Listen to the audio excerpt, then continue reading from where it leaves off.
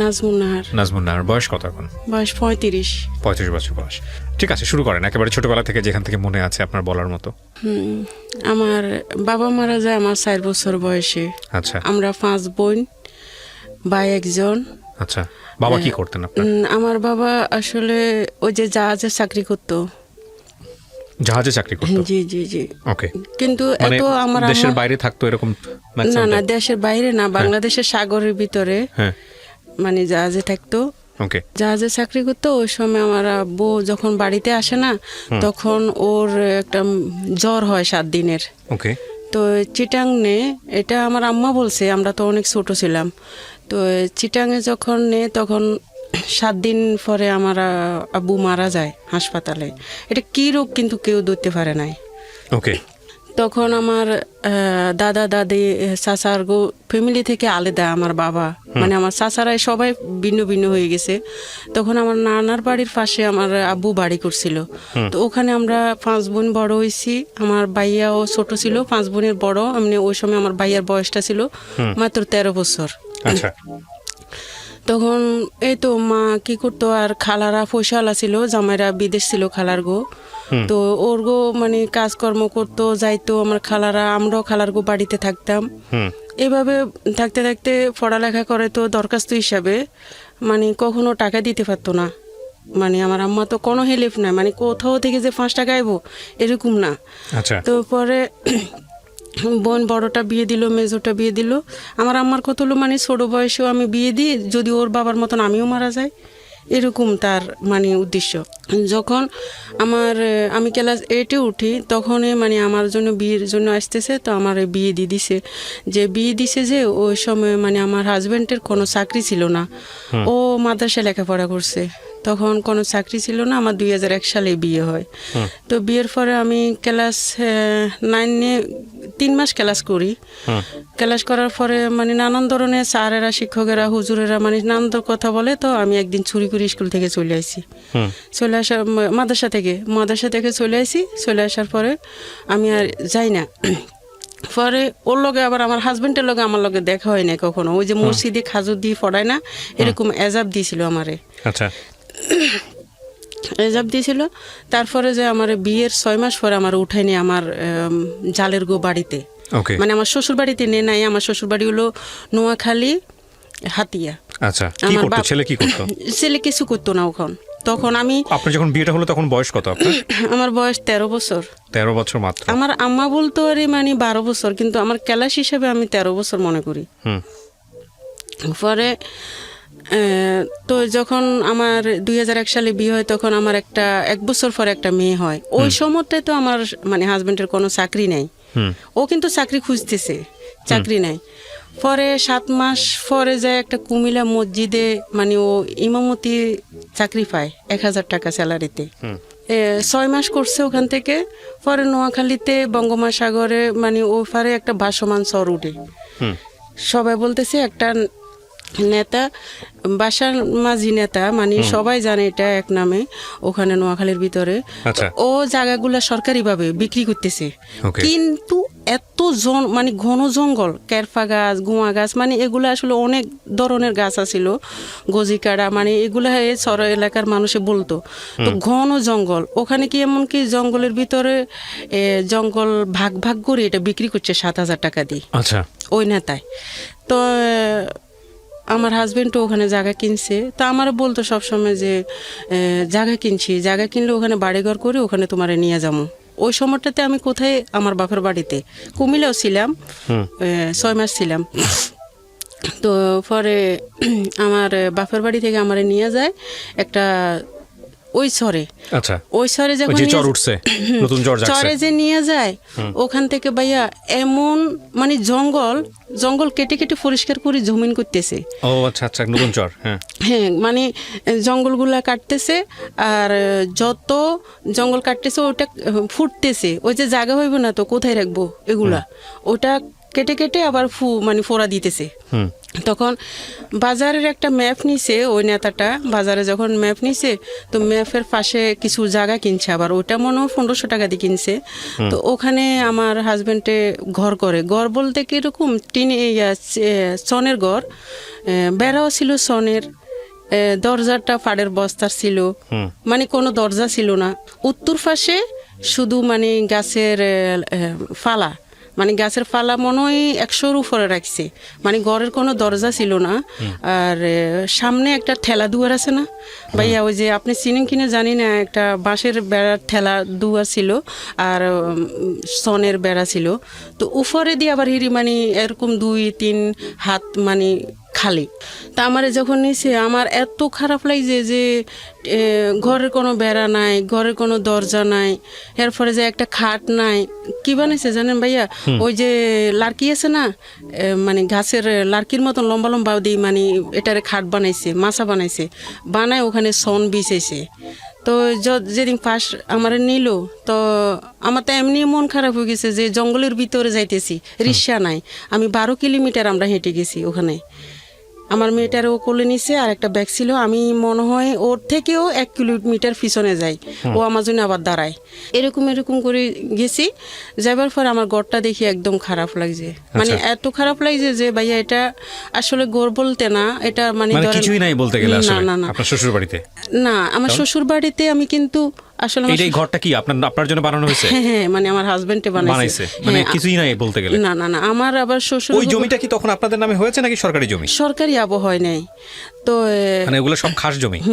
যখন যাই তখন মানে ঘরে ঢুকি ভাইয়া, কি বলো, মানে কোনো পানি নেই, মানে পানির কোনো ব্যবস্থা নাই ওখানে, কোনো পানির ব্যবস্থা নাই। 1 কন্টেনার পানি 10 টাকা, 6 কিলোমিটার থেকে আনতে হয়, একটা ব্যান গায়ে 10 টাকা দিয়ে। এরকম জায়গায় কেন গেছে আপনার জামাই? আসলে ভাইয়া বললাম না, আমার শ্বশুরগো ফ্যামিলির মানে সবাই দুর্বল ফ্যামিলি, ওরা এখন পর্যন্ত মানে আবার একটা ভালো ঘর দিতে পারে না সবাইরই। এখন এরকম একটা জায়গায় আপনার ফ্যামিলি বিয়ে দিল কেন? আসলে ওই যে বাবা নাই আরেকটা হলো মানে আমার হাজব্যান্ডটা মানে মাদ্রাসা লেখাপড়া করছে হুজুর, আর আমার দিক থেকে আমি ছোটবেলা থেকে মানে কোনো পুরুষের সাথে কথা বলতাম না, সবসময় আমি আল্লাহরে ভয় করতাম। এই কারণে আমার মার কত হলো, যাক আমার মেয়েটারে আমি হুজুর জামাই যখন পাইছি বিয়ে দিব, এটাই মানে আমার এই আচ্ছা ঠিক আছে, সমস্যা নেই। তারপর তো গেলাম আর মানে একটা ফাতিল আর একটা কড়াই আর 2টা প্লেট, ওই যে আগের যুগে বলতো এটারে মানে কোর ফ্লেট কইতো। এটা আসলে বলতে কি সবাই চিনে কিনা জানি না, আমি দেখছি সাদা ফ্লেট, সাদা দোনোটাই। তো 2টা প্লেট আর একটা কড়াই আর একটা ফাতিলে মনে হয় 1 ফুট চালের ভাত পাকান যায়।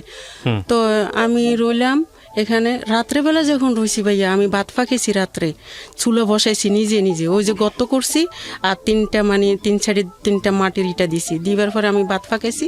কি ফাঁকামু, পরে বুটের ডাল আনি দিছে আমারে, একটা দোকান শুধু ওখানে, বাজারে শুধু একটা দোকান আছে আর কোনো দোকান নাই, মানে বাজার না, এটা তো শহর, মানে কোনো ফ্যামিলি বসবাস করে না। আছে ধরেন আমরা মনে হয় ওই সময়টাতে 6 ফ্যামিলি ছিলাম, কিন্তু একসাথে না, দূর, অনেক দূর।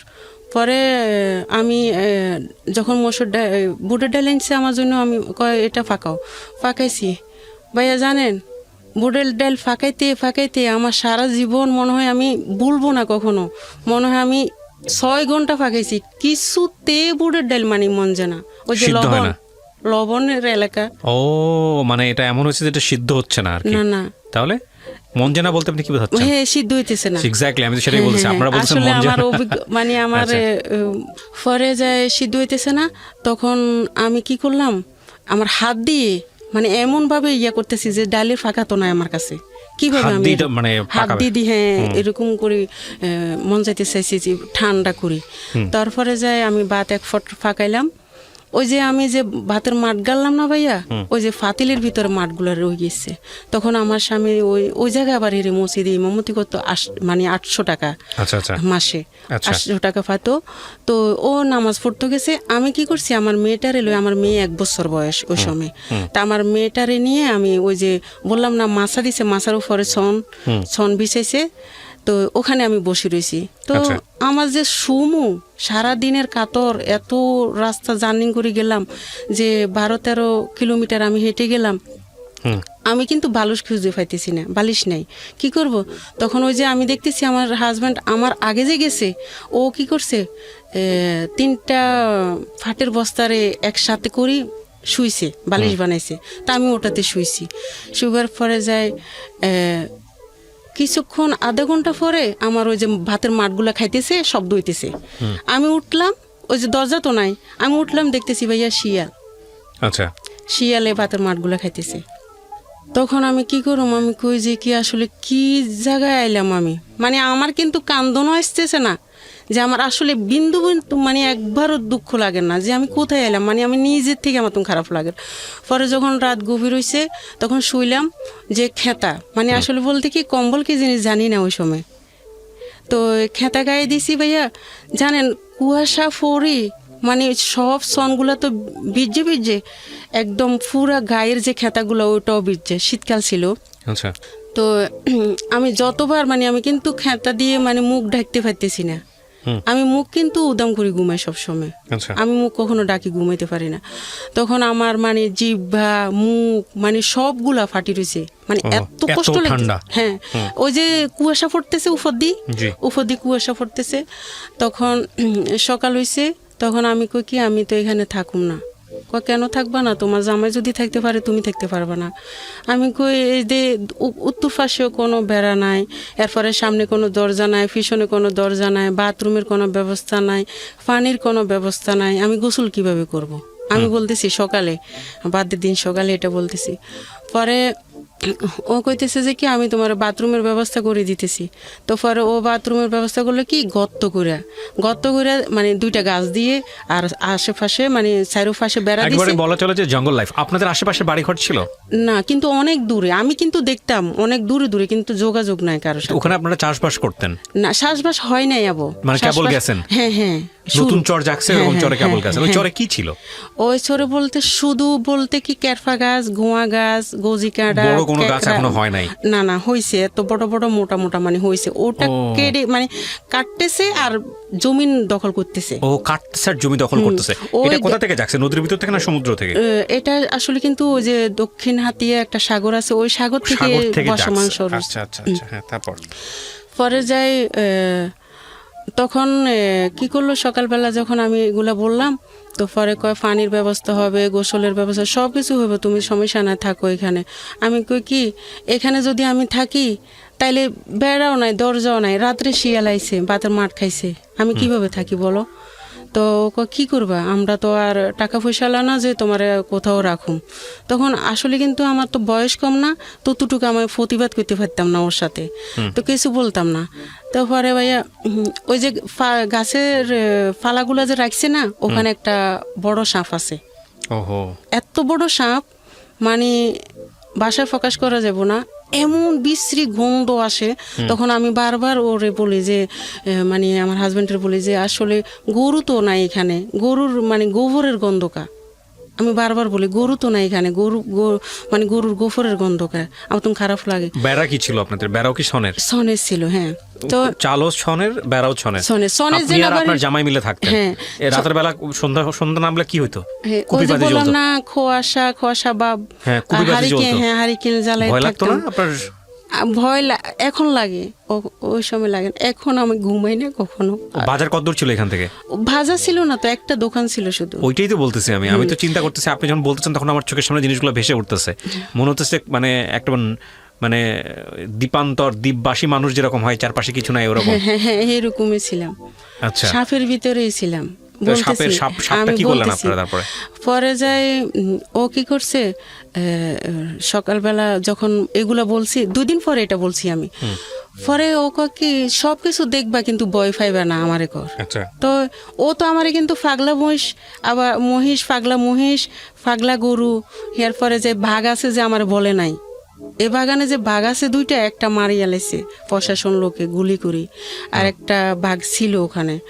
তো ও আসরের টাইমে ভাগে মানে এমনভাবে একটা শিক্ষা দিয়ে বলার বাহিরে। তখন আমি বলতাম যে কি এরকম শব্দ তো কখনো শুনি না, এরকম কি আওয়াজ? ভয় পাইও না, এখানে একটা বাঘ আছে। তো কে বলে এটা? আমার হাজবেন্ডে। বাঘ? হ্যাঁ, সত্যি বাঘ ছিল ওখানে ভাইয়া বলেন? বিশ্বাস করবেন, কেউ বিশ্বাস করবে না, 2টা ছিল। উনি এটা দেখছে? যদি আমার এলাকার মানুষে শুনে ওরাই বিশ্বাস করবে, কেউ বিশ্বাস করবে না। আচ্ছা, মানে অন্য এলাকার মানুষে বিশ্বাস এটা করবে না। কোথায়? এলাকার নাম কি? নোয়াখালী সর্নঙ্গলিয়া। কি নাম? নোয়াখালী সর্নঙ্গলিয়া। নোয়াখালীর সমনম্বলিয়া। দক্ষিণে। এটা কি এই দ্বীপ কি এখনো এরকমই আছে নাকি চেঞ্জ হয়ে না, গেছে? এটা ভেঙে গেছে এখন। ও এখন কি সমুদ্র ভেঙে গেছে? হ্যাঁ, এটা ভেঙে এরকম গেছে। দ্বীপ জাগে আবার ভেঙেও যায়। ইন্টারেস্টিং তো, এগুলো আমাদের আসলে জানা নাই তেমন। ভাইয়া তো 2টা বাঘ ছিল, তো আমি যখন ডাক শুনছি ও বলে না আমারে, বারবার আমি জিজ্ঞেস করতেছি, বলো এটা কি কুকুর? কয় না, এটা তো বাঘ। তো ও মাই গড। রাত্রেবেলা ও যখন এশারে নামাজ পড়তে গেছে ভাইয়া, আমি দেখি যে কি আমার সনের ভেড়াগুলার দিকে টান দিয়ে সোঁত সোঁত আওয়াজ দিয়ে দিয়ে মহিষগুলা খাইতেছে, মহিষ? চম চম করতেছে মহিষ? পায়ের, হ্যাঁ পায়ের আওয়াজগুলা। ভাই বিশ্বাস করতে না, আমি কি বুঝাইতে পারুম কিনা, আমি তো গ্রাম অঞ্চলের মেয়ে, এত শুদ্ধ ভাষা দিয়েও কথা বলতে না পারি না, না, আপনি বলেন যেভাবে। জানি না ভাইয়া। বিশ্বাস করেন, মহিষগুলা যখন আমার ঘরের পাশে আইছে, ঘর না এটা তো ঘরের মতন, আমি বাসা প্রকাশ করা যাব না, যখন আইছে ওই যে কেরফা গাছ আর নুনা গাছ আছে না, ওগুলার ছোঁড়াগুলা যে ফোটছিল শুকনো হয়ে গেছে না, ওই শুকনাটা ওর মানে মহিষগুলার পায়ে তলে যখন ফোটতেছে চম চম আওয়াজ দিতেছে, তখন আমি কি জানি কোত্থেকে কি আসলো? হ্যাঁ, আমার এত ভয় লাগে, আমার মেয়েটারে নিয়ে আমি বুকে রেখেছি। ও তখন মেয়ে হয়েছে আপনার? বয়স কত মেয়ের? 1 বছর আহা। ওই সময়। আমি যে আসলে কিন্তু কান্দুম বা জোরে স্বীকার করুম, ওইটাও শব্দ পাইতেছি আতঙ্ক ঢুকে গেছে। না, কেন না জানি, আমি যদি হা করি না ভাইয়া, বিশ্বাস করেন 1 সেকেন্ডে মনে হয় 200-র উপরে মশা আমার মুখে ঢুকবো, এত মশা, ও এত মশা, বাসায় প্রকাশ করা যাবে না, এত মশা। যখন মাগরিবের সময় হইতো ভাইয়া, মশার গানগুলা মানে রেকর্ড করা যেত, গুনগুন গান শব্দ শোনা যাইতেছে, এরকম গানের শব্দ মানে মানে কিরকম। পরে যাই এশারে নামাজ পড়ছে, পড়ে বাজারে গেছে, দোকান থেকে আমার জন্য আলু আনছে, চাল 1 কেজি আনছে। তো আমি কি করলাম, আমি বললাম যে কি আসলে ফাঁসে দিয়ে কি এটা, এরা কয় তুমি দেখার দরকার নাই, তুমি ভয় পাইবা। আমি কি কয়, তুমি ওদেরকে জোড়াইও না, জোড়াইলে তোমার সমস্যা করব, তুমি না বুঝি বসে থাকো। তো আমি বললাম যে কি এটা কি বলো? কয় মহিষ, এটা বন্য মহিষ। বন্য মহিষ, বাঘ, সাপ সবই আছে ওখানে। পরে যায় একদিন কি করলো আমার হাজব্যান্ডে, ও যে সন্না ভাইয়া জোয়ার উঠে ওখানে, অনেক প্রচুর জোয়ার উঠে, তখন ও রাত্রেবেলা আমাদের যে মেন যেটা জায়গা কিনছে 1 কানি, মানে ওটারে আসলে আপনারা কি বলেন জানি না, আমাদের এলাকায় কানি বলে। কানি, ঠিক আছে, হ্যাঁ, ওকে। কানি বলে। তো ওই জায়গায় বাগান সাফ করতেছে, আর ওই যে নদী চরের মানে একটা নালা বিলা থাকে না, চরের পানি টানি যায় যে, ওগুলোতে একটা জাল বসাইছে ও। তো রাত্রি 3টা বাজে ও জাল ধরাইতে আইছে, মানে মাছ নিতে আইছে। ও যখন আমার ঘর থেকে মনে হয় 1 কিলোর থেকেও কম হবে আসতেছে, বাজারে একটা পুকুর ছিল, পুকুরে কিন্তু মানে ফানি আছে, বর্ষাকালে ফানি থাকে। তো পরে যাই ওই সাপটা, ওই যে সাপ আমার গোপরে গন্ধ লাগে বলতেছি, ওই সাপটা যে বাচ্চা দিছে, বড় জাতি সাপ এটা।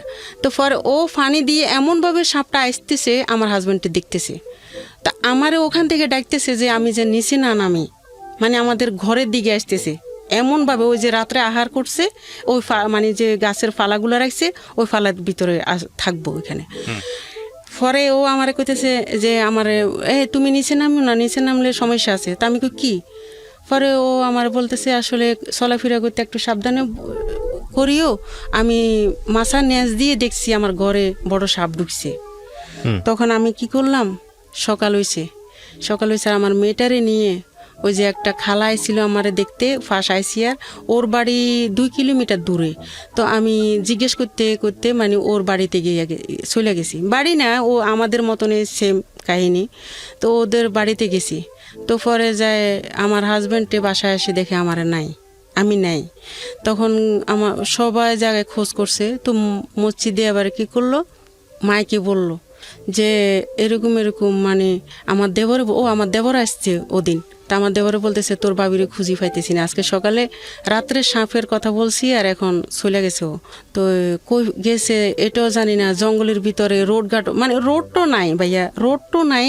আমি কখনো মানে এটা ভাষায় প্রকাশ করা যাব না, কোন দিকে যে হাঁটতেছে, মানে চিকন একটা দূর বাগানের ভিতরে আমরা ঢুকতেছি, মেন মানে ওই মার্কেট থেকে, মানে 12 কিলোমিটার হেঁটে যাওয়া লাগে এরকম সিস্টেম।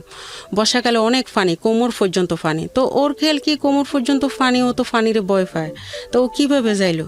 যাইবো না, কখনো যাইতে পারবো না এই জায়গা দিয়ে, এলোমেলো যাবো। তো মাইকে মানে বললো যে মসজিদের মাইকে যে ইমাম সাহেবের ওয়াইফকে পাওয়া যাচ্ছে না, আপনারা যদি কেউ পান। তো তখন আপনি কোথায়?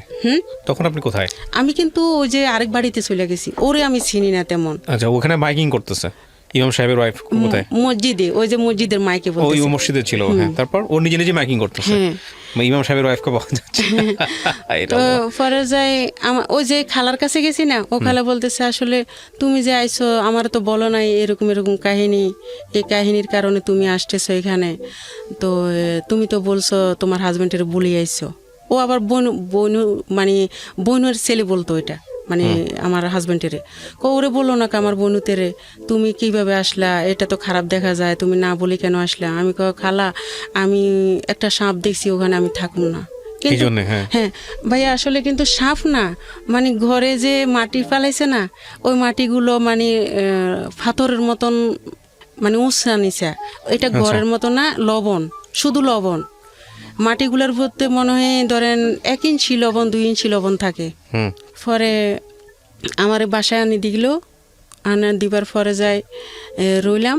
ভাইয়া সকালে যদি ভাত ফাঁকায় না, রাত্রে আর ভাত ফাঁকান যায় না চুলার ভিতরে। ওই যে ছাইগুলা লবণ হয়ে যায়, পানি ভিজে যায়। তখন আমার দেবর আইছে, আমার শ্বশুর আইছে পরের দিনে। তা আমার শ্বশুর আইছে, দেবর আইছে। ওদেরকে ভাত ফাঁকাইতে হলে আমাদের প্লেটের দরকার, ফাতিলের দরকার। তো আমাদের অতটুক সমর্থ নাই যে আমরা ফাতিল বা প্লেট কিনার মতন। তো পরে যায় আমি 1 ফট করে 3 বারই ভাত ফাঁকাইছি। 3 ফট ভাত ফাঁকাইছি আমি, শুধু একবার করে 3 বারই আমি চুলায় বসাইছি। মানে ছোট ডেক ছিল, 1 ফটের ডেক ছিল ছোট। তো পরে একটা কড়াইতে আমি তরকারি ফাঁকাইছি। ও মানে ওদেরকে যখন ভাত দিছি ভাইয়া, আমার এত খিদা লাগছে যে কিভাবে যে খায়। আমি ঢাকনার ভিতরে ভাত খাইছি, ওই যে ভাতের ঢাকনা আছে না, ঢাকনার ভিতরে আমি ভাত খাইছি। মানে এত খিদা, ওরা গল্প করতে আছে, 2টা প্লেটে ভাত খেতেছে, আর আমার হাজবেন্ড আর আমি বসে রয়েছি। তো আমার হাজবেন্ড তো বা কি জানি না অতুন কিরকম খিদা লাগছে, আমার এত খিদা লাগছে। তখন আমি ওই যে বারিন্দায় বসে বসে চুলার সামনে কি করছি, ভাতের ঢাকনার ভিতরে ভাত নিয়ে আমি ভাত খাইছি। পরে যাই সাপ, এবার পরে যাই কইলো কি সাপেটারে বাইর করতে হবে, সবাই মিলে মানে এটা পরামর্শ করতেছে। তখন দেখে যে কি সাপটা যখন একটা গাছের ফালা যখন তুলছে ভাইয়া, 21টা বাচ্চা আছে ওই সাপের। ওকে ওকে, 21টা বাচ্চা। তখন পরে যাই আমি যখন এইরকম করতে করতে ভাইয়া, আমার বড় বাসুর আইছে এখানে, আরেক মানে আমার বড় বাসুরে আবার জায়গা কিনছে এক কানে। তো জায়গা যখন কিনছে আমার বড় বাসুরে, তখন এই বাইরে মানে আমার হাজবেন্ডের সব দায়িত্ব দিছে যে বাগান সাফ করার দায়িত্ব তোমার, আর তুমি মানে লোক দিয়ে এটা বাগান সাফ করবা, জায়গা দখল করবা। তখন ও কি করলো, মানে আমার বড় বাসুরের একটা স্বপ্ন, সব পরিকল্পনা করবো এখানে বাড়িতে। তো ও কি করছে, কুমিল্লা থেকে একটা পুরান জমিন, যারা যারা জমিন আবদ্ধ করতেছে, এরা মানে জমিনে ছইবার জন্য, শ্বাস করবো না এটার জন্য একটা গাড়ি কিনছে। গাড়ি কিনে গাড়ি ফাটাইছে ওই ছড়ে। তা আমার হাজব্যান্ড এটা দেখাশোনা করে। এটা কিন্তু আজকেও নষ্ট, কালকেও নষ্ট। তা আমার বায়সুরের কাছে যখন বলে ভাইয়া এটা তো নষ্ট, কারো জমিন ছুঁইতে পারতেছে না, এখন কিভাবে করা যায়? কয় তুমি সবাই জমিন ছুঁইবা, কই সবাই থেকে টাকা নিয়ে গাড়ি ঠিক করো। তো একদিন কি করছে, ও বেয়ারিং না কি জানি গাড়ির মানে ফাঁস না কি বলছে, ও উপরে গেছে। এটা ওখানে ব্যবহার করতে পারি, মানে উপরে, মানে বাজার সদাই করতে যাইলে কইতো কি উপরে যাইতেছি। তো উপরে যখন যাইতো আমার ওই সময় কিন্তু ভাইয়া পুরা 2 দিনে চাইল নাই ঘরে, মানে কোনো চাইলই নাই ঘরে। তো আমার মনে হয় আমি 6 বেলায় খাই নাই। তো পরে আমার হাজব্যান্ডও ওরকম চিঁয়া খাইছে। আমি কিন্তু চিঁয়া খাইতাম না তখন মানে কোনো চিঁয়াই খাইতাম না। ও কি করতো, চিঁয়া খাইতো কিছু না পাইলে। তো পরে যাই 4টা বাজে ও আমার কইতেছে গাড়ি তো নষ্ট হয়ে গেছে, আমি গাড়ির বেয়ারিং ঠিক করতে যাইতেছি উপরে, আমি আসি তোমার চাল কিনে দিব। তো ও গেছে, যাইবার পরে যায় ও আমার কইতেছে কি আমি আসার পরে তোমার চাল কিনা দিমু। ও কিন্তু আসে নাই ভাইয়া, ও রাত্রে রয়ে গেছে। কেন আসে না? ওই যে 13 কিলোমিটার হাঁটতে হবে এবং কি পানি না, দিনের বেলা পানি দিয়ে গেছে, রাতের বেলা কিভাবে হেঁটে আসবো? তো ও রয়ে গেছে। আমি যে এই ঘরে রয়েছি ভাইয়া, 1 কিলোমিটার থেকেও কাছে, এখানে নেতারা মদ খাইতেছে, মানে ডোল ফিরতেছে, নাচতেছে, গান গাইতেছে পুকুর পাড়ে, ওই যে বাজারের পাশে। হ্যাঁ আমি কিন্তু শব্দগুলো শুনতেছি, মানে আমি সারা রাত্র বসে রয়েছি যে হাজবেন্ডের অপেক্ষায় যে হারিকেন জানায়, মানে সাইলেন্ট বউ আমি ভাত ফাঁক করে খামো। এরকম করতে করতে সকাল হয়েছে। সকালবেলা যখন ছেলে মেয়ে যাইতেছে তখন আমি কইতেছি তঙ্গ তো হুজুর নাই, আজকে পড়াইব না মুক্তবে, তোমরা আমার 6 টাকার মুড়ি আনিয়ে দাও দোকান থেকে। তো 6 টাকার মুড়ি আনিয়ে দিছে আমার একটা মেয়ে। আমি খাইতে লাগছি, পানি দিয়ে ভিজাই। তখন ও কি করছে, আসছে দরজা আছে, আমি মুড়িগুলা খাই নাই আর, মানে এত যে কাঁদছি বলার বাইরে। ওই মুড়িগুলা মনে হয় আমার চোখের পানি আরো ভিজে গেছে, আমি মানে খাই নাই। পরে যায় কি করলাম, তো পুকুর তো ছিল না, পানি তো ছিল না, মানে সব উড়া পানি দিয়ে আমি গোসল করতে হয়, 1 কন্টেনার পানি, মানে কোনো সময় আমার চুলও ভিজে নাই, এত অল্প পানি দিয়ে গোসল করছি, এটা ভাষায় প্রকাশ করা যাব না। পরে একদিন এত জোয়ার আইছে ভাইয়া বলার বাহিরে, মানে এত জোয়ার পুরাটা বিড়া ডুবে গেছে। আমি একটা ফুল শাক পাকাইছি, ফুল শাক করছি গাছে, গাছ করছি, ওখানে কয়টা ছোঁয়া দিছিলাম আমি, ওইটার প্রতিটা ছোঁয়ায় সাপ আছে। ওই যে পানি আসছে সব ডুবে গেছে, ওই সাপ গিয়ে ওখানে উঠেছে, সব উঠেছে। মনে হয় আমার মনে হয় 57টা হবে। ওরে বাবা, আমি গুনছি 30টা পর্যন্ত গুনছি। এরপরে ওই যে এলোমেলো হয়ে যায়, পারি না। পরে আরেকটা আমার ফাঁয়ের রদ্দি যাইতেছে সাপ। যাক, এগুলা করতে করতে কষ্ট মষ্ট করতে করতে ও আমারে কি করলো যে আসলে আবার হিরি ওই যে ঘরে ছিলাম ওই ঘরটা আবার আগুন লেগে পুড়ে গেছিল। তো পরে আমার ছেলে ফেটে আসে ওই সময়, আমার ছেলে হয় 2003-এ আর একটা। ওকে। তো পরে যে আপনার ভাইয়া কি কয়, মানে 800 টাকা দিত আমার সংসার চলে না, অনেক কষ্ট, মানে ভাষা প্রকাশ করা যাব না। এমনকি একদিন কেরাসির তেল কিনে নেয় ভাইয়া, তো কেরাসির তেল কিনে নেয়, আমি কি করছি, দরজারে ফাঁকা করি, ছাদের আলো দিয়ে আমার ছেলে মেয়েরে বাদ দিছি। এতই খারাপ অবস্থা ছিল মানে সংসারের। ওই যে আমার বাবা নাই, আর কথা হলো আমার শ্বশুর ফ্যামিলিও দুর্বল, কিছু নাই। হ্যাঁ। পরে উনি দিনের বেলা কি করতো? ইমামতি? শুধু এটাই। আর ওই যে জঙ্গলগুলো ও নিজে দখল করতেছে, কাটে ওরটা, ওই জমিটুকু যতটুকু কেটে দখল করতেছে অতটুকু জমি ওর। কিন্তু এই নোকটাই সব চলে গেছে, ওই যে গোড়াটা তুলতে এই কেটে কেটে যতটুকু জমি পারতেছে সব হচ্ছে ওনার জমি, যতটুকু নিতে পারে। শক্ত মাটি, অনেক লবণাক্ত মাটি, তো ওই যে গোয়াগুলা তুলতো, যে এই নোকে অনেক রক্ত ছিল, ওইটুকু হচ্ছে ওর, যতটুকু পাচ্ছে অতটুকু। এই জমিতে পরে আপনাদের থাকে না, সব তো চলে গেছে। হ্যাঁ। আচ্ছা, তারপর পরে ও আমারে বলতেছে যে তো পরে একদিন চাউল নাই, তো চাউল নাই পরে যায় কয় কি আসলে কি করবা বলো। আমি কই যে আটা আনছিলে, ওখানে রুটি মনে হয় 60টা হবে বানামো। তো আসলে আটা যে আনছে, আমি একদিন বড়া পিঠা বানাইছিলাম তেলে, তো পরে যায় বড়া পিঠা বানাইছে আর 60টা রুটি হবে মনে হয়। তো আমি চাউল নাই যখন রুটি বানাইতে, আমি বেলুন কই পামু, আমি ফিরি কই পামু। তখন আমি কি করছি, ওই যে ফ্লেট আছে না, ফ্লেটের পিছনে বেলবো, এটা মাথায় আসছে, আর একটা লার্কিরে আমি মানে দা দিয়ে ছিলা লুছি, ওটার ভালোভাবে ধুয়ে ন্যাকড়া দিয়ে মুছি, আমি রুটি বেলছি 60টা রুটি।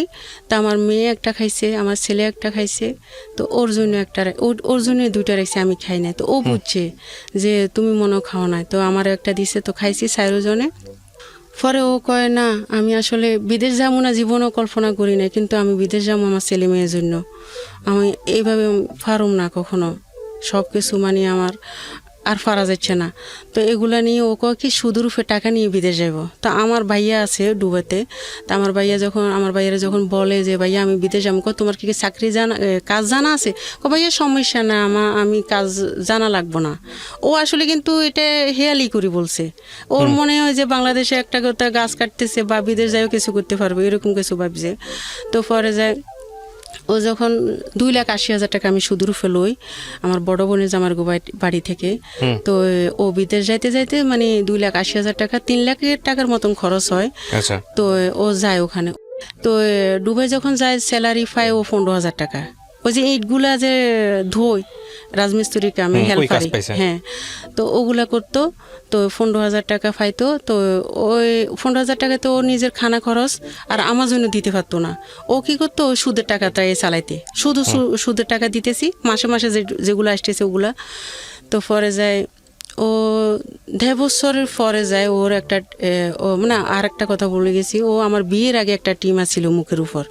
তো ওই টিমারটা আমার শ্বশুরে বেলের ডি কাটে। আচ্ছা, তো উপরেরটা কাটছে আর নিচে যে ভিতরে যে সিকটগুলো আছে ওইটা তো রয়ে গেছে, ওইটা তো আর তোলা হয় নাই। তো পরে বিদেশ যখন গেছে ফোমের বালিশে শোয়ার সাথে সাথে মানে ওর টিমারটা অনেক বড় হয়ে গেছে। হুম, আমার বলে নাই ও বড় হয়েছে যেন। 3 বছর পরে ও বলতেছে যে কি আমি দেশে আসব। তো সমস্যা নেই দেশে আসতে, কিন্তু ওর কোনো টাকা পয়সা আনে নাই। 50,000 টাকা আনছে আরেকজনের থেকে ধার নিয়ে। তো টিমার বাংলাদেশে অপারেশন করব। তো বাংলাদেশে যখন আইসে টিমারটা অপারেশন করার পরে হাসপাতালে নোয়াখালীতে ওরা বলতেছে আপনার টিমারের ক্যান্সার আছে, মানে অপারেশন করার পরে ক্যান্সার আছে।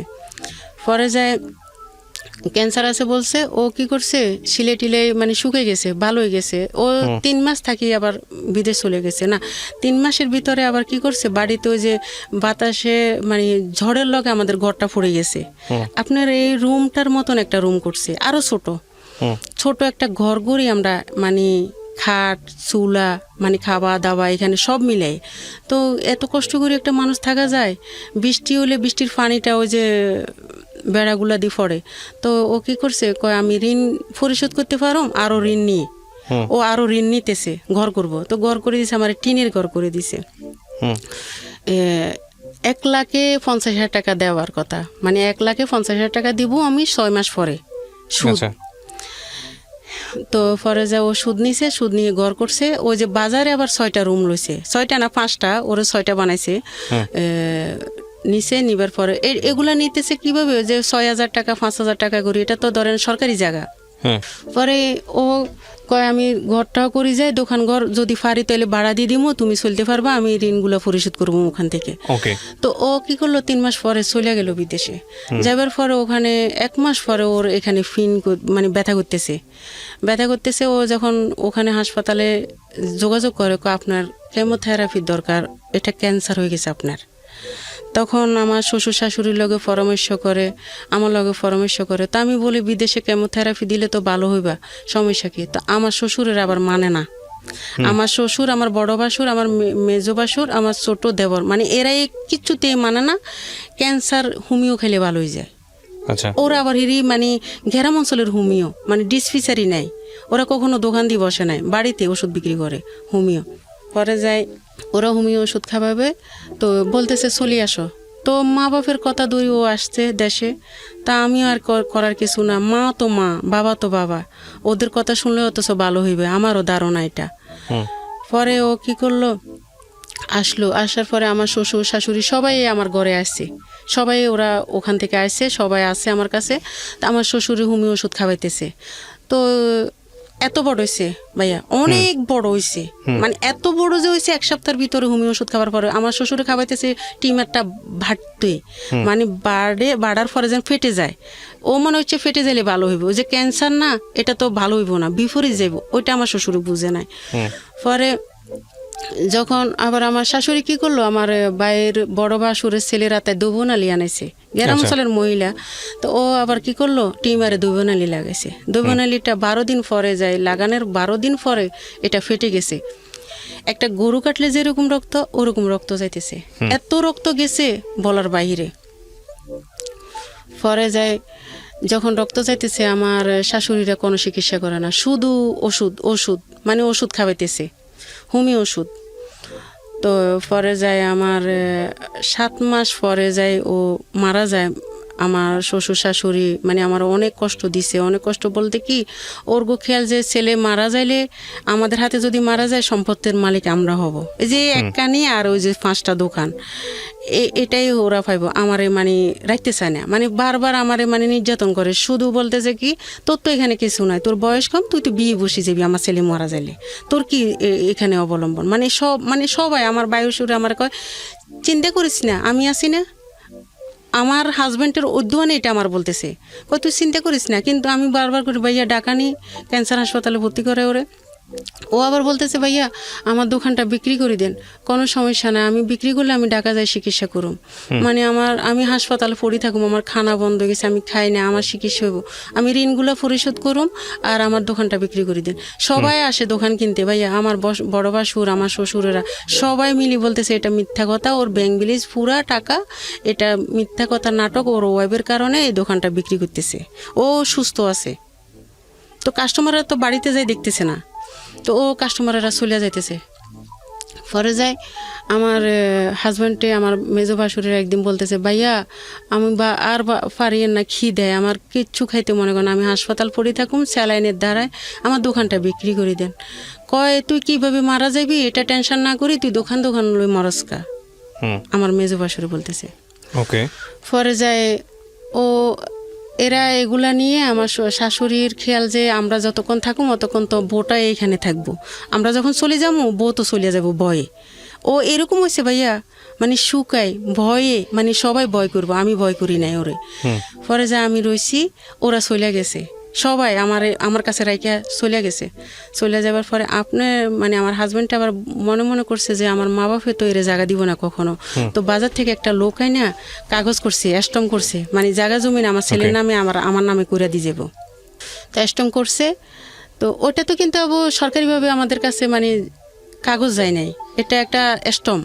তো পরে ও 7 মাসের সময় 13 সালের 13 তারিখে জুলাই মাসে মারা যায়। আচ্ছা আচ্ছা আচ্ছা। মারা যাবার সাথে সাথে ও আবার কি করলো, মারা যায় যে ওই সময় ভাইয়া কেউ ছিল না, আমার পাশের একটা মহিলা ছিল আমার কাছে। আমি এত বেগে সিলকাই, মানে আমি অজ্ঞান হয়ে যাই, আমি নিজেও জানি না, আমার শ্বশুর নাই, আমার শাশুড়ি নাই, আমার মানে কেউ ছিল না। পরে যায় ও যখন 10টা বাজে মারা যায় না, 10:30 মারা যায় ও। তো পরে আমার বাসুরে কবর দিতে দে না, মসজিদের সামনে কবর, মানে গত্ত টত্ত সব কিছু রেডি, মাইকে বলতেছে ওর ওয়াইফ থেকে সিগনেচার আনেন তারপরে কবর দিবেন। আমার একটা প্রশ্ন হলো কি, আমার বায়ুরে মানে আমার বাসুরে তো দেওয়া উচিত ছিল কবর, কিন্তু ঋণালারা না দেওয়া উচিত ছিল না, ঋণালারা না খাট দড়ি রাখবো, যে কেন কবর দিবেন, আমাদের ঋণ কে দিব না। আমার বড় বাসুরে বলতেছে কবর দিবার দরকার না, এখন ওর ওয়াইফ থেকে সিগনেচার আনেন। তখন বড় বাসুর বলছে, হ্যাঁ মাইকের ভিতরে বলতেছে এখন কেউ কবর দিবেন না ওকে, ওর ওয়াইফ থেকে সিগনেচার আনেন, কে ঋণগুলো পরিশোধ করব। ওই সময়টা আমার ঋণগুলো হয়েছে 7,52,000 টাকা। ওটা আবার একটা ডায়েরিতে সমাজেরা লেখে, মানে আমার হাজব্যান্ড থাকতে, ওই যে যারা ঋণ যদি আমি ঋণ না দিতে পারি, এটা একটা বৈরক মিল ছিল সমাজ সহ সবাই।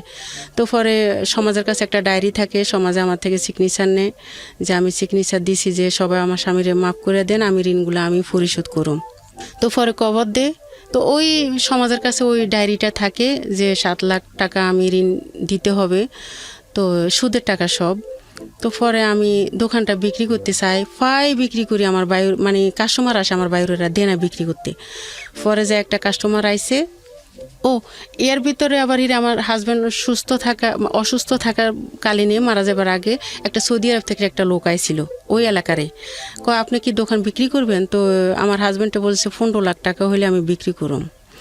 তো পরে যায় আমার জিজ্ঞেস করছে, তা আমি বলছি যে কি আসলে আমার গার্জিয়ান আছে, মানে আমার বড় বাসুর আছে, মেজো বাসুর আছে, ওদেরকে জিজ্ঞেস করেন কততে ছাড়বো ওরা। তো ওরা কিন্তু সারা শব্দ বাজারে দেয় না, এই লোকটারে এরেও মানে ধোঁয়া দিছে। তো পরে যখন চলে গেছে, তো আমি খালি বলতেছি ও লোকটা আমার কাছে ফোন দে না, আমি তো দোকান বিক্রি করি এলাম। তো পরে ফোন দে না, ও যখন মারা গেছে 1 মাসের সময় ওই লোকটা ওর বাইরে ফাটাইছে। তখন ওরা মানে একটা ডেট দিছে কাগজ করব। তো কাগজ বলতে অ্যাস্টম করতে আমি একটা দোকানে যাই, তো আমার মেজো বাসুরে যখন কাগজটা করা হইতেছে তখন কাগজটা নিয়ে ছিঁড়ে ফেলেছে, একদম মানে টুকরো টুকরো করে আমার গায়ের উপর ছিঁড়ছে, যে আমার বাইরের জায়গায় তুই বিক্রি করতে পারবি না, এটা মানে তুই কিছু পাইবি না, তুই এখান থেকে চলে যা, আমার বাইরের জায়গা আমরাই পাবো। তখন আমি কি করলাম, ওই যে ওখানে একটা দারোগা আছে, মানে ক্যাম্প আছে, পুলিশ ক্যাম্প, দারোগার কাছে যখন যাই দারোগাকে বিক্রি করতে পারবেন না, মনে হয় দারোগারে ওরা টাকা খাওয়াইছে, বিক্রি করতে পারবেন না। তখন আমি দারোগার ফাঁসায় দৌড়ি, মানে এত কান্দি ফাঁসায় দৌড়ি, খালি কইছি স্যার আমার স্বামীর ঋণগুলো পরিশোধ করি, আমি আমার স্বামীর ঋণগুলো পরিশোধ করি, শুধু এটাই সুদের টাকা। আমি এটা মানে এত কান্দি, ওই সময় আমার ছেলের 6-7 বছর বয়স, তো ও আমার পাশে দাঁড়ায় রয়েছে। এমন কাঁদছি ভাইয়া, আমার বিশ্বাস করেন লাগে যে এখনও আমার 35 বছর আমি চোখে দেখি না, চোখে কিছু ছোট অক্ষর দেখি না, সকালবেলা আমি টাইমটাও মোবাইলে দেখি না। ওকে। দারোগার যখন ফাঁসায় ধরি তখন দারোগা আমার কয় এক অমুক জায়গায় যায় তুমি কাগজ করো, বিক্রি করো, সমস্যা নাই। তারপরে আমার শ্বশুরেরা আমার জন্য কোর্টে মামলা করে, আমি ওদের জায়গায় বিক্রি করছি। তা আমি কোর্ট থেকেও ভালো মানে আশ্বাস পাই, আমার কথাগুলো শুনি, ওরা আমারে রায় দিয়ে ভালো। তো একটা স্বামীর জন্য ঋণের পরিশোধ করার জন্য একটা জায়গা বিক্রি করছে, এটা তো স্বামীর জায়গায় বিক্রি করছে। ওখানেও আমার টাকা অনেক খরচ হয়, আমি দোকান বিক্রি করি মনে আমার 5 টাকাও আমার ছেলে মেয়েরে দিতে পারি নাই। পরে ওখান থেকে যখন আমি কোর্ট থেকে আসি, জিতে আসি, তখন ওরা বোর্ড অফিসে আবার বডুক দেয়, আমার জন্য আবার নোটিশ পাঠায়। বোর্ড অফিসে আবার বসি, বোর্ড অফিসে ওরা আমার মিথ্যা কথা বলতেছে, আমার স্বামীর জন্য বলে ওরা 2 লাখ টাকা খরচ করছে, 3 লাখ টাকা খরচ করছে, 1.5 লাখ টাকা খরচ করছে, সবাই মিলে।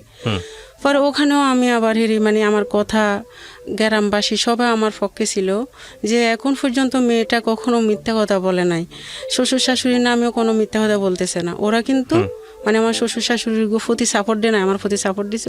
ওখানেও মানে আমি জিতে গেছি সব মিলে। পরে আমার থাকতে দিব না বাড়িতে, মানে বাড়িতে থাকতে দিব না, নানান ধরনের রাত্রে ভয় বাক্কা নেতা মানে সন্ত্রাসী আমার কাছে ফোন দিয়ে রাত্রে কি আসা যাব, ওই যে আমার বাইরেরা লাগাই দিছে। পরে আমি কি করলাম, তা আমি যখন আমার বাপের বাড়িতে চলিয়ে, বাপের বাড়িতে তো জায়গা নাই, ভাই একজন আছে, তো ওখানে আসিনি, আমার মেজোফার বাসায় উঠি। আচ্ছা। মেজফার বাসায় উঠি, আমার বাপের বাড়িতে আমি থাকতে পারি নাই, মানে ভাইয়ের বউ একজন, ভাই একজন, ওখানে ভাইয়ের বউ তেমন ভালো না। তো আমি যখন আমার মেজফার বাসায় থাকি তখন আমার গলা ব্যথা, মানে ওটা আমার আবার ছোটবেলা থেকে গলা ব্যথা থাকতো। তখন আমি ডাক্তারের কাছে গেছি, যখন ডাক্তারের কয় আপনার টনসিল অনেক বড় হয়ে গেছে, আপনার অপারেশন করা লাগবো। পরে আমার ভাইয়ারে বললাম, ভাইয়া আমার তো এমনি এমনি গলা ব্যথা, আমি খাইতে পারি না, সবসময় ব্যথা থাকে, গরমেও ব্যথা ঠান্ডায়ও ব্যথা, যেভাবে হোক আমি ডাক্তারের অপারেশন করাইতে চাই। তো ভাইয়া কইছে ঠিক আছে যাইস আমার লগে। তো আমি বলছি কোন সময় যাবেন ভাইয়া, কয় শুক্রবারে যাবো। তো ও কি করলো, শুক্রবারে যাই নাই, কয় শনিবারে যাবো। পরে আমি বারটাত ফাঁকাইছি, শুক্রবারের মতন আমি বোরগা টোরগা গায়ে দিয়ে 2টা বাজে ফোন দিছি, ভাইয়া আপনি যাইবেন না ডাক্তার কাছে? আমি তো ডাক্তার কাছে চলে আইছি।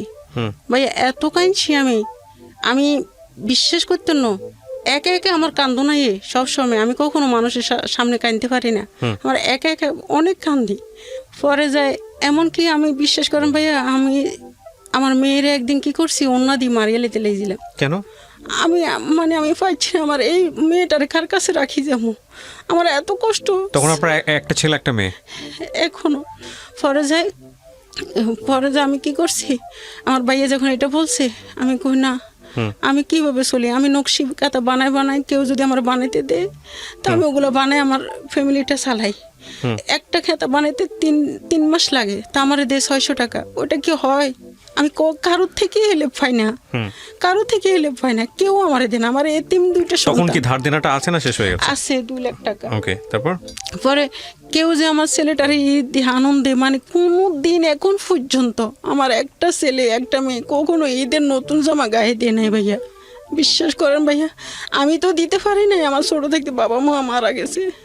পরে স্বামীর সংসারে আমি অনেক কষ্ট করছিলাম, পরে আমার ছেলে মেয়েরও আমি এখন পর্যন্ত দিতে পারি না।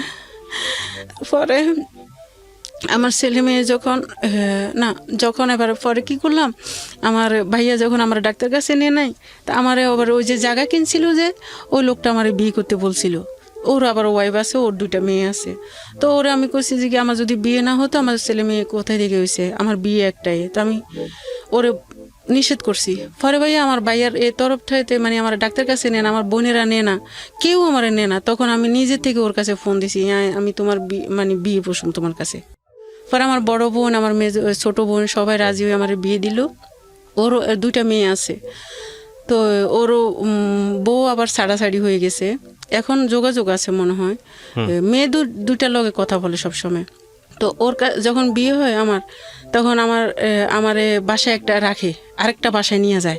ওর কিন্তু চাকরি নাই, আবার মানে ওর চাকরি নাই, মানে আমি যার কাছে যাই সে সবসময় মানে কষ্ট পায় মনে হয়। আমি আমার নিজেরই দোষ দিব নাকি অন্যজনের দোষ দিব আমি কিছু বুঝতে পারি না। তো পরে যায় আমার স্বামী যখন চাকরি নেয় আমার একটা বাসায় নিয়ে 3,000 টাকার রুমে এই অত থেকে 10,000 টাকা 5,000 টাকা নিয়ে আমরা খাইতেছি। পরে যাই ও যখন বিয়ে বসলাম তখন ও আমার একটা রুমে নিয়ে রাখে আমার ছেলে মেয়েরে নিয়ে। তো পরে যায় 3,000 টাকার রুম, তো রুম ভাড়া দিতে পারতেছি না, 6 মাসের রুম ভাড়া জমে গেছে। তো ওখানে ও মানে চাইলেনলে ডাইলেনতে পারে না, মানে এই অবস্থা। মানে একদিন কি বাদ নাই, পাশের বাসার একটা মহিলা আমারে বাদ দিছে 4 জনের সবাই রে মানে বাদ দিছে যে খান, এত অল্প অল্প বাদ দিছে। মানে ভাইয়া অনেক খিদা লাগতেছে, লাগে অনেকটা খাইতে পারো। পরে যায় 3 দিনে চাউল ছিল না, একদিন 6 দিন চাল ছিল না ভাইয়া ঘরে। পরে এক জোড়া কানের দুধ ছিল আমার মেয়ের, ওটারে বান্দা দিয়ে আমি চাইলাইছি ঘরে, খাইলাম যেমন তেমন সব কিছু মিলাই। ওর আবার ঢাকা চাকরি হয় কিছুদিন পরে, চাকরি হবার পরে যায় ও ঢাকা আসে, তো আমারও ঢাকা আনে আমার ছেলে মেয়েরে নিয়ে। এই ভাইয়া নির্যাতন পরে, মানে আমারে তরকারি মরিচ হইলে আমারে মারে। একদিন তরকারি মরিচ হয়েছে যখন, তখন ও আমারে কইল কি তরকারি লবণ মরিচ হয়েছে কে বেশি। তো আমি কি হয়েছে, সমস্যা কি? কয় আচ্ছা মরিচ খাইতে মনে চাইছে, তো আমার গায়ে আধা কেজি মরিচ ডাইলা দিছে। ও ডাইলা দিছে। পরে আমি সারা রাত ভাইয়া কাঁদছি, ও আমার একবারও দেখে নাই। আমার ছেলে মেয়ে শুধু আমার পাশে ছিল। আমার মেয়েটা তো কিছু বলতে পারে না, আবার আমার ছেলে যা পারে। তো পরে যে ভাইয়া বিশ্বাস করেন এ আমারে মানে ঠুনকা, মানে যে কোনো কথায় আমার মারে সব সময়। হ্যাঁ, আমি যখন রুমে যাই না, কয় এখন রুমে আইসো কা, তা আমি আমার রুমে আসুম না, কয় আমার কথা বলা শেষ হইলে তারপরে তুমি আসবা। ও ফোনে কারোর সাথে কথা বললে আমার যাইতে দে না। তো ও দরজা লক করে দিই, ও একা একা ঘুমায়, আমার মানে আর আমার ছেলে মেয়ের লগে ঘুমাই আমি। তো এইভাবে করতে করতে ওর সাথে এখন আমার ছেলে মেয়েরে আমি ফালাইতেও পারুম না। ও কত হলো তুমি তোমার ছেলে মেয়ের ফালাই দাও, তোমার ছেলে মেয়েরে আমি খাওয়াইতে পারুম না, আমার দরকার নাই, আমি পারবো না খাওয়াইতে, কিন্তু আমি নকশি গাঁথা বানাই, যে বানাইতে দে আমার ছেলে মেয়ের খরচ। পরে আমার ছেলের যখন স্কুলে ভর্তি করাইছি ভাইয়া, তখন বাধ্যতামূলক 8-এর কোচিংয়ের টাকা নেই 600 টাকা, আর 350 টাকা মাসের বেতন। তো আমি হেড স্যারের লগে মনে হয় 1 ঘন্টা কাঁদছি, স্যার এটা মাফ করেন, কোচিংয়ের টাকা আমি দিতে পারুম না। আমার ছেলেরে যদি কোচিং করাইতে পারতাম তাহলে তো আমি ছেলেরে কোচিং করাইতাম। আমি না করেছি শুধু টাকা না দিবার জন্য, আমি তো টাকা দিতে পারুম না। আমি এত কাঁদছি বলার বাইরে ভাইয়া। স্যারের সামনে তখন গেট বার হইতে আমার স্যারে আমার ছেলে কইতেছে, মা চোখের পানির কোনো মূল্য নাই, কখনো কারো কাছে বলবেন না আমার বাবা মারা গেছে। আমার চোখের সামনে আপনি ধারোগার ফাঁসায় দড়ি কাঁদছেন, চোখের পানির কোনো মূল্য আছে মা? আমার কইতেছে যে 21,000 টাকা দারোগায় নিয়েছে আপনার থেকে, আবার স্যারে আপনার থেকে 7,000 টাকা নিতেছে, আপনার কোনো চোখের পানির মূল্য আছে? কখনো আর কোনো জায়গায় বলবেন না যে আমার বাবা নাই, সবাই বলবেন আমার বাবা আছে। পরে আমার ছেলেরে পড়াইতে মানে অনেক কষ্ট হইতেছে পড়াইতে। আমি নকশি খাতা বানাই, নকশি খাতা কোনো সময় বিক্রি করি। বিক্রি করতে বলতে যেটা দাম মানে 1,000 টাকা, ওরা আমার 800 টাকা দেয়।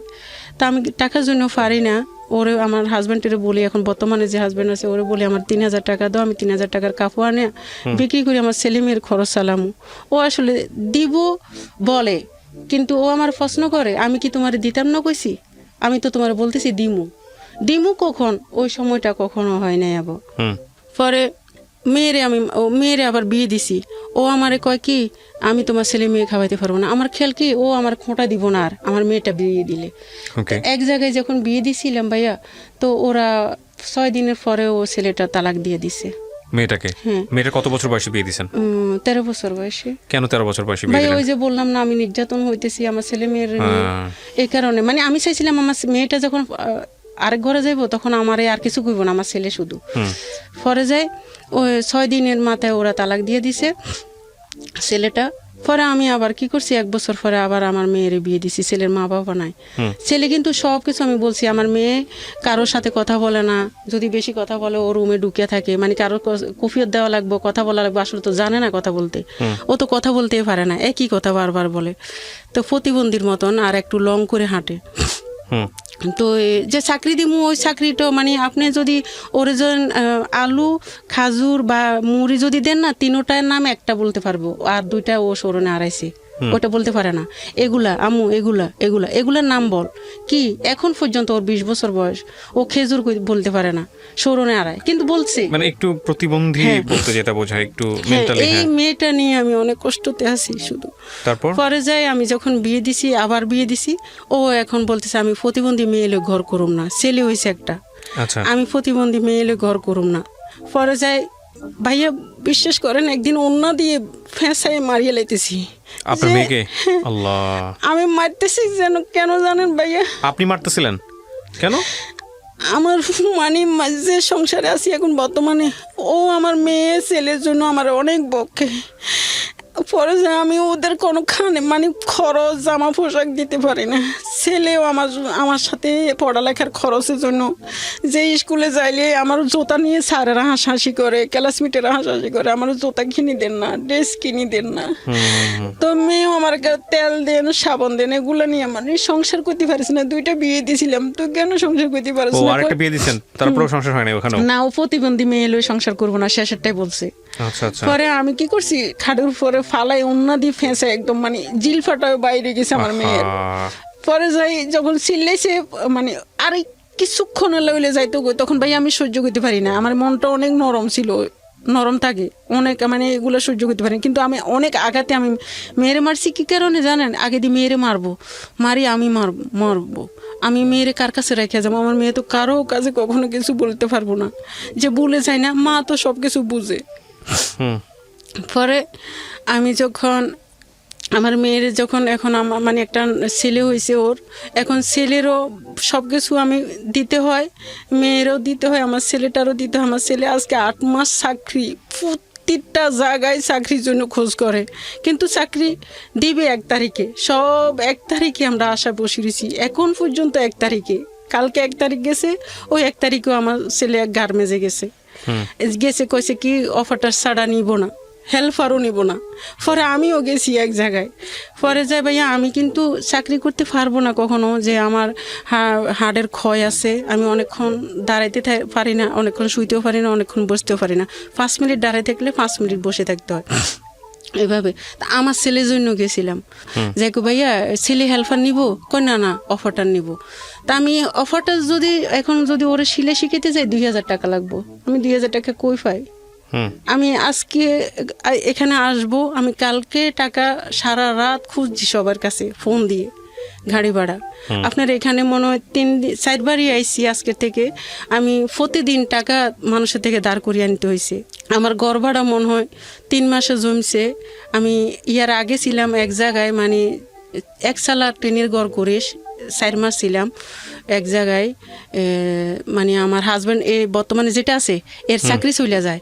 তো নভেম্বর মাসে 20 সালের নভেম্বর মাসে যখন চাকরি চলে যায়, বাড়িওয়ালারা আমাদেরকে বাইর করে দিছে, আপনারা ঘর ভাড়া দিতে পারবেন না, আপনারা বাইরে যান। তো কই যাবো? নদী তো বাড়িঘর ভেঙে গেছে, কিছুই নেই, মানে কিছুই নেই। পরে কই যাবো? তো আমার হাজব্যান্ডে বলে, তো আমার বাড়িতে আমি চলে যাবো, তুমি কি করবা তোমার সন্তানদের নিয়ে? কই যাবো? তুমি যেভাবে ডাকা দেখো, কোনো জায়গা আছে কিনা, আমরা ঘর করি থাকুম প্রয়োজনে। কত পয়সালা মানুষ আছে বুঝি, কত জনে বিল্ডিং করি, ছাদ করে রেখেছি, ওই ছাদের নিচে যদি আমাদেরকে জায়গা দেয়, আমি প্রয়োজনে থাকুম, আমি কই যাবো? আমার তো বাড়িঘর নাই, নদী ভেঙে গেছে। পরে গাউসিয়া একটা জায়গা আছে, ওরা 5000 টাকা ভাড়া দিবে মাসে। তাও মানছি, হ্যাঁ মাসে 5000 টাকা হইলে আমি ওখানে থাকবো, হাঁস মরক ফালবো, যে কোনো একটা ইনকাম করব। এটা নিয়ে আমি 2 লাখ টাকা আবার সুদূর ফুলই। ওকে ওখানে ঘর করি, ঘর করবার পরে 50,000 টাকা লই, বিটা বান্ধি ঘর দিয়ে 1 সালা, মানে উপরে 1 সালা টেন। যেদিন ভাইয়া জানুয়ারির 2 তারিখে আমি যাই ওখানে, ভাইয়া উপরে টেন আছে, চারপাশে কোনো টেন নেই। শীত, এমন শীত জানুয়ারির 1 তারিখে, এই 21 সালে এত শীত ভাইয়া, কুয়াশা পড়তেছে। আর আমার নাতিরে লই, আমার ছেলে মেয়ের লই আমি মশুরি টাঙায় আবারও উদাম চরের মতন গাউসিয়ার ওই পাশে বেলাবো কয়, ওইখানে রয়েছি। আমার আগের কাহিনীগুলো আবার মনে পড়ছে, আমি কেন আবার সুখ পাইলাম না, কেন আমার পায়ের তলে মাটি নেই, কেন আমি সারা জীবন বুঝি মনের সাথে যুদ্ধ করব, কখনো আমার পরিকল্পনা আশা পূরণ হইব না, শুধু মানে সবসময় আমার পায়ের তলের মাটিগুলো চলে যায়, আমি যেটা ধরে ওটা। তখন আপনার জামাই ছিলেন আপনার সঙ্গে, মানে আপনার হাজবেন্ড ছিল না? ও তো চাকরি নাই, ও আছে, ও সব মানে আমরা 2 লাখ টাকা সুদের উপর লই। তো পরে কয়টা হাঁস কিনি, 35টা হাঁস কিনি। তারপর একটু বলেন শুনি, এটা আপনি রিল্যাক্স ঠান্ডা মাথায় বলেন। হ্যাঁ, হাঁস কিনলেন, তারপর কি হলো? হ্যাঁ, যখন হাঁস কিনি তখন হাঁসের খাবার দিব না, আমাদের খাবার দিব। আর তখন হাঁসের খাবারও দিতে পারতেছি না, আমাদের খাবারও দিতে পারতেছি না। একটা টেনের ভিতরে ভাত ফাঁকাই। যখন 10 কাঠি রেডি করলাম, চাউল নাই, চাউল রেডি করলে লার্কি নাই, মানে এমন অবস্থা। নুন আনতে পান্তা ফোড়া যেটাকে বলে। হ্যাঁ, পরে ওখান থেকে আমরা ওই যে জায়গায় আছি, এই জায়গায় একটা কাশপুরে খান, মানে আলাম খান, শাহ আলাম খান এরকম নামে মানে একটা মহিলা আমার কইছে ওরা আল্লাহর হস্তে আপনার ঠাকবার জন্য বাড়ি দিব। আচ্ছা, ওদের অনেক বাড়ি আছে, আমনেরে নিয়ে যাবো। তো পরে একটা ভাবি আমারে নিয়ে গেছে, ওরা আমারে 5 বছরের জন্য থাকতে দিব। তো ওখানে ভাইয়া ওই ঘরটাতে কারেন্ট সিস্টেম বা গ্যাসের লাইন মানে কোনো কল পানির ব্যবস্থা নাই। তো ওরা বলতেছে 35,000 টাকা যাইবো ওটা ঠিক করতে। তো 35,000 টাকা পাই কই? ওখানে তো সুদের টাকাই বাড়তেছে। ডিসেম্বরের 20 তারিখে আমি সুদের টাকা নিছি, 21 সালে, 20 সালের। তখন পরে যাই ও আঙ্কেলেরে বলি যে কি আঙ্কেল আমরা তো 35,000 টাকা দিতে পারবো না, এখন ঘরও কমপ্লিট হইতে পারবো না, আমাদেরকে কোথাও যদি জায়গা দেন। আমরা এমন অবস্থায় আছি, গোসল করতে পারি না, বাথরুম নাই। ওই যে 5 আছে না, 5-এর পানি দিয়ে আমি মুখ হাত ড্যাগ মানে সব কিছু পাতিটা দিয়ে ধোয়া হয়, গোসল করা হয়। আর ওই যে মশা, সেই মশা মানে এত মশা ভাইয়া বলার বাইরে, বাথরুমে বসা যায় না, মশুরি টাঙায় দিনেও বসন লাগে। আর ঘরের বিটাটা এরকম মোটা মোটা ফাটা। আর জানালা ছিল না, কোনো জানালাই ছিল না, টেন ছিল না। আবার আমি ওই আগে সেম এরকম ভাবে ঢাকা শহরে থাকতে হ্যাঁ। পরে যাই 15 দিন পরে আমাদের দরজার সামনে দিয়ে গাড়ি মনে 20-30টা যাইতে আছে, মাটি টানতে আছে, দুল আর দুল ধুলা বালু যাইতে আছে ঘরের ভিতরে। বাইয়া রাত্রেও ঘুমাইতে পারতেছি না, দিনেও ঘুমাইতে পারতেছি। ওখানে আবার 4 মাস হইতেছে, 5,000 করে মালিক হিসাব রাখছে। প্রতিদিন ফোন দিতে আছে, আপনারা জাগার ভাড়া দেন না কা। পরে আমরা ওই যে খানেরা বলতেছে আমাদের এখানে 6,500 টাকা করে রুম যায়, আপনারা চাকরি হওয়া পর্যন্ত এখানে থাকেন, সমস্যা নাই। এটা কত সালের ঘটনা? এই তো আচ্ছা। পরে যা ভাইয়া যখন মে মাসে পরে খানেরা মানে ওরা আমারে বলতেছে যে কি তোমরা আসো এখানে 6,500 টাকা দিয়ে থাকো, চাকরি হইলে তোমার হাজবেন্ডের, তারপরে যাই তুমি আমাদেরকে ঘর ভাড়া দিও। পরে আইসি এখানে আসার পরে আমি ওই যে ঘরটা আমরা বিক্রি করতে পারি না, ওখানে 2 লাখ টাকা। আপনার মেয়েটা কোথায় আছে এখন এটা বলেন? আমার কাছে। আর আপনার ইয়েটা আপনার হচ্ছে ওই জামাই কি আপনার সঙ্গে থাকেন না? মানে আপনার দ্বিতীয় হাজবেন্ড আপনার সঙ্গে? না থাকে না। ও সিরাজগঞ্জে থাকে। সিরাজগঞ্জ থেকে কি করে? ও চাকরি করে। তো চাকরি করে তো আপনার সংসার চলার কথা। কিসের চাকরি করে? 1 মাস হইছে চাকরি করে। চাকরি পাইছে তো? হ্যাঁ। আচ্ছা, তাহলে আপনি আর আপনার মেয়েকে নিয়ে আছেন। হ্যাঁ। আপনার ছেলেটা কোথায়? আমার ছেলে আমার কাছে আছে, ও 8 মাস ধরে চাকরি খুঁজতেছে, চাকরি পাইতেছে না। বয়স কত ওর? 18 বছর। এই গল্পটা আপনি কেন বললেন আজকে রেডিওতে লাখ লাখ মানুষের কাছে? আসলে যে আমি 2 বারই বিয়ে দিছি আমার মেয়েটারে, আর আমিও এটা। আর একটা কথা হলো যে নদী বাড়ি ভেঙে গেছে যে ওই সময়টাতে, কিন্তু যখন নদী আসতেছে ওই সময় আমি জায়গাটা বিক্রি করা উচিত ছিল, ওইটা আমার ভুল। আরেকটা হলো আমি ফার্স্ট মেয়ের বিয়ে দিছি, ওরাও প্রতিবন্ধী বলে ছেলেটা তালাক দিয়ে দিছে, পরের বিয়েটা আমি না দেওয়া উচিত। ছেলেকে আগে বলেন নাই যে আমার আগেরটা কিন্তু জানে নাই, পরেরটারে আমি সব বলছি। আমার মেয়ে পড়ালেখা করাইছি, ও আমারও বানান্তি জানে না। মানে আপনার মুখে মুখে বলবো, পরে আপনি রিফ্রে বলবেন, ও বলে যাইব সবকিছু। আচ্ছা, এটাই তো। পরে এখন আমরা এই বাসায় আছি। এখন ধরেন না কি বলুম যে আমার হাজবেন্ডের চাকরি করে, এখন ঋণের টাকাগুলো পরিশোধ করেন। ও তো আগের ফ্যামিলি আছে, ওর মেয়ে আছে 2 জন। নাজমুন নাহার আজকে যে গল্পটা এখানে বলল, এই গল্পটা বাংলাদেশের অনেক নাজমুন নাহারের চিত্র। তারা স্বামী সংসারকে কেন্দ্র করে নিজের জীবনে যে যুদ্ধ করে চলে, সেই যুদ্ধে শুধুমাত্র অর্থকেন্দ্রিক স্বাধীনতার মুখ দেখার জন্য তাদের পুরো জীবনটা চলে যায়। আপনারা বলতে পারেন যে আজকের এই গল্প থেকে আমরা কি শিখলাম? আজকের এই গল্প থেকে আসলে সেই অর্থে শেখার মতো কিছুই নাই। কিন্তু যদি বলেন যে একটা সরল জীবনের যুদ্ধ গল্প, তাহলে বিষয়টা আসলে এরকমই।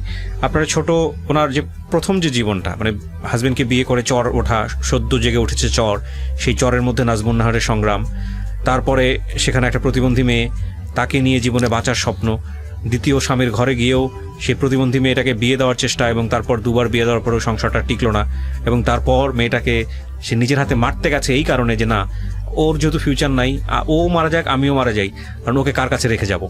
একটা মানুষের জীবনে কত ভয়ঙ্করতম কষ্ট আসলে, কত ভয়ঙ্করতম সংগ্রাম আসলে, কত মানে দেয়ালে পিঠ ঠেকে গেলে একটা মানুষ, একটা মা এই সিদ্ধান্ত নিতে পারে, সেটা আপনারা কিছুটা হলেও জানলেন।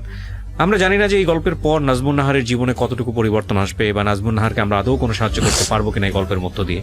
তবে এটা ঠিক যে নাজমুন নাহারকে উপলব্ধি করাটা আমাদের জায়গা থেকে খুব জরুরি। কেন বলছি জরুরি? যে আমাদের চারপাশে এরকম অসংখ্য মানুষ আছে। একটা কথা আছে যে আমরা যে জীবনটা যাপন করি, মানে আমার ডেইলি লাইফে আমি যাদেরকে দেখি, আমার সারাউন্ডিং, আমার বেড়ে ওঠা, তার বাইরেও যে অন্য একটা জীবন আছে, হাজার রকমের জীবন আছে, লক্ষ রকমের জীবন আছে, লক্ষ ধরনের জীবন আছে, সেটা বিশ্বাস করাটা জরুরি। এই যে চরের নাজমুন নাহার, তাকে আজকের এই শহুরে জীবনে অনেকেই বিশ্বাস করতে চাইবেন না, কিন্তু এরকম